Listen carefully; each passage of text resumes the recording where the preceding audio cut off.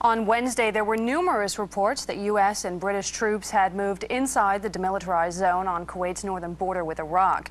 The two countries have nearly 300,000 troops in the region, but commanders say they haven't received orders to launch a ground attack on Iraq just yet.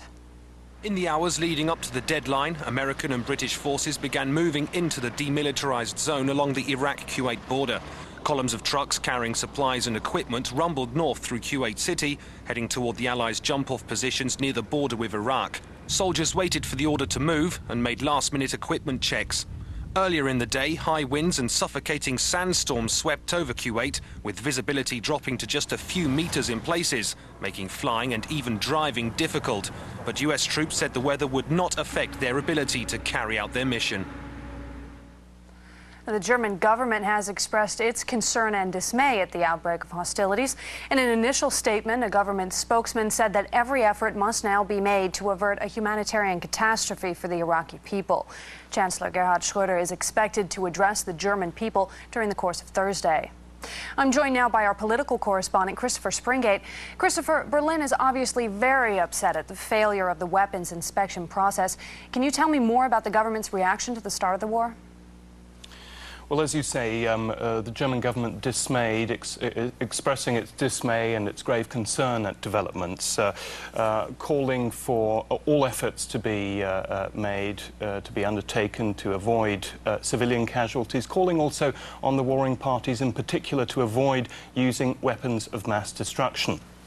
And also expressing regret that the war has begun despite what Berlin sees as the increasing success of UN weapons inspections.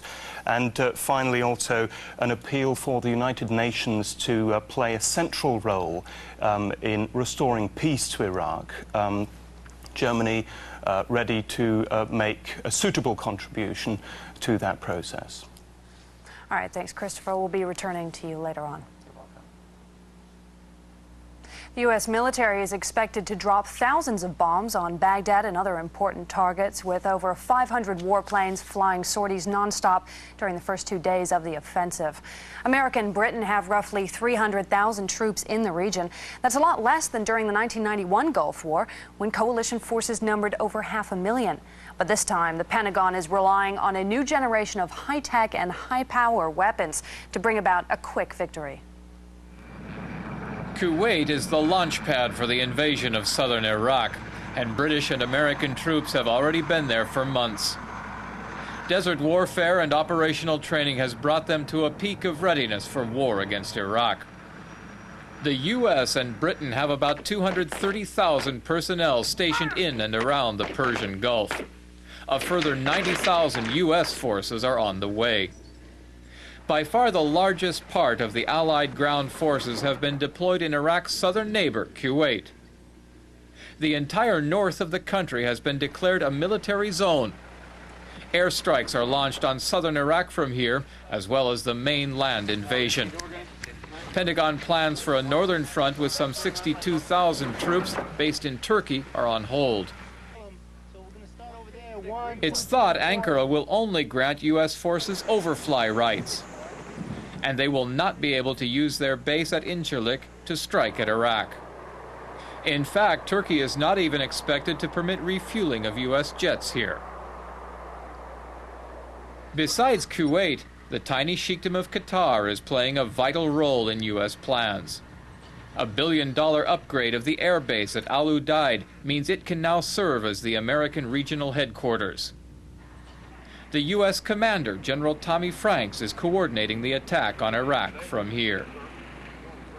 A great deal of the military might gathered around Iraq is seaborne.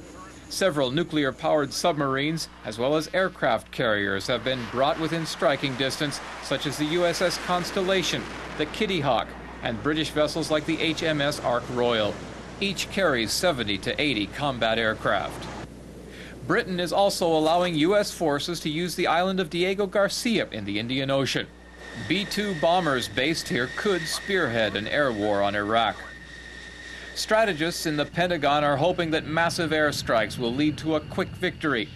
A protracted conflict could extend into the hot summer months and is bound to result in heavy losses for both sides, something Washington and London would prefer to avoid. As war drew nearer, the Bush administration warned the American public to expect U.S. casualties. Before hostilities began, the administration also formally notified Congress that it was preparing to take military action. White House spokesman Ari Fleischer warned it might be neither quick nor bloodless. As a result of the diplomatic endeavors that the president tried, while making plain and certain to the American people and to Iraq that if Iraq did not disarm, force would be used. And American people understand that if force is used, lives may be lost. Indeed, I think there's no question the country understands that. As Fleischer spoke, the White House was making final preparations for the start of hostilities. Bush kept out of the public eye on Wednesday, meeting with his top national security advisors. In the Capitol, the House of Representatives acknowledged receipt of a formal letter outlining the president's rationale for military action. While some representatives voiced opposition to the administration's march to war, others made it clear where they placed the blame. I will challenge the wisdom of those who say that we are come upon this moment because of diplomatic failure, that we are come upon this moment because of a failure on the part of the president to lead the world toward consensus. Let us be clear, Mr. Speaker.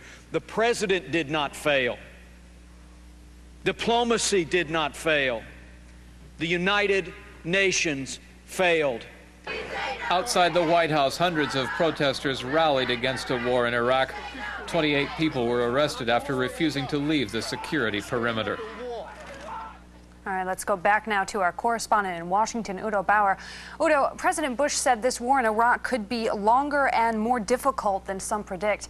Is he just being cautious, or is there a feeling in Washington that they're facing an uncertain outcome with this military action? Well, I think they still believe that this war can be dealt with in a very swift and decisive way, but there is a clear danger, and this danger is time. If time is so far definitely a major factor in this war, because for President Bush, victory requires a short war. If it goes far beyond 3 weeks or so, with many U.S. casualties and with many civilian casualties, he is in real trouble. If victory is swift and decisive, and especially if the U.S. troops discover weapons of mass destruction, then this is exactly what the American public wants.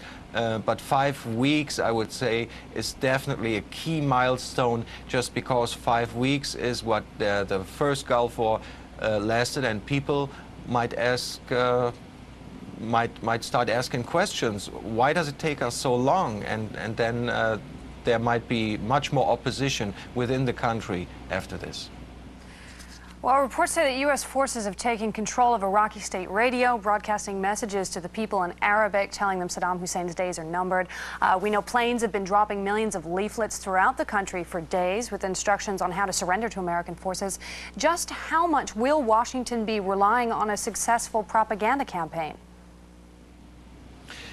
Well, first of all, let me say that our correspondent in Baghdad just a couple of hours ago told us that the Iraqi state radio is still broadcasting. So I don't know if this is still true. Maybe the Americans tried to like take over the program with their propaganda machine. So it's really hard to predict how successful propaganda can possibly be. It's just the Americans really rely on the tactics of making the Iraqi military surrender to the enemy as early as possible, so they won't meet resistance when they move up north to seize Baghdad. So this is probably the main aim of this campaign. All right, Udo Bauer in Washington, thanks for that assessment.